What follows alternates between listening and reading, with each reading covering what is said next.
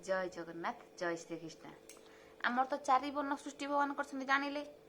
चतुर्थ अध्याय न मां कर्माणि लिम्पति न मे कर्मफले स्पृहा इति मां जो भिजानाति कर्म भिन्नस बध्यते एवं ज्ञात्वा कृतं कर्म पूर्वैरपि मुमुक्षुभिः कुरु कर्मैव तस्मात् त्वं पूर्वैः पूर्वतरं कृतम्।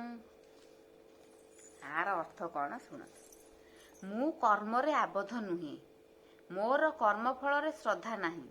मोते एपरि भावे जो माने जानती से माने कर्म बंधन रे पड़ती नहीं। भगवान कौन कहले ना मु कर्मरे आबद्ध नुहे, मोर कर्मफल रे श्रद्धा नाही।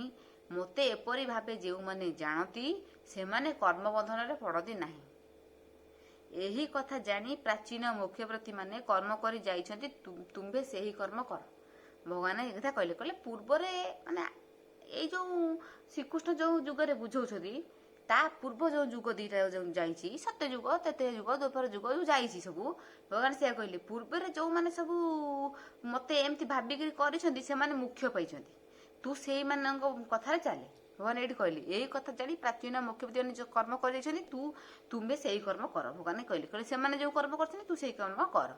ए छुई न पारे मते कर्म ताफले जेणु मु निर्मम षोडश ऐश्वर्य निकटे कर्मल फल तुच्छ घटे अटे जेहा जाने भव बंधे न पड़े मुह तुटे हृदय ए ज्ञान कले कर्म मान पूर्व पुरुष व्यक्ति गण तू से ही परिकर्म कर से ही ज्ञान को दृढ़ हृदय धर आत्मार कर्म भोग नहीं अभोक्ता अकर्ताटी से ही ज्ञानरु दिव्य बुद्धि जात अंतर हुई पवित्र।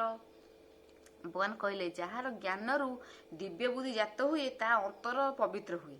भगवान ये बुझेले भगवान ये बुझेले कौन ना मु कर्म आम पछरे तो ये कथा मुझी जे भगवान कर्म सी कौन कौन सी आम मन सब कर कर्म आशा ना कर्मफल ना सी आम मान भल पाई आम मन मंगल पाई सी सृष्टि के आसती अधर्मी मानक विनाश कर धर्म को रक्षा करती आम मन भल पाई जेमती कंस को माइले आम मान भल पाई माइले ना नहीं माने अधर्म को विनाश कर धर्म को रक्षा कले लोक मैंने हैरान होते लोक मान रक्षा कले ताकर कौन कर्म ताकर कौन फल आशा सी आम मान सब कर कहले कहले जे मु कर्म आबद्ध नुहे मोर कर्मफल श्रद्धा ना मते एपरि भावे जो मैंने जानती से कर्म बंधन पड़ती ना।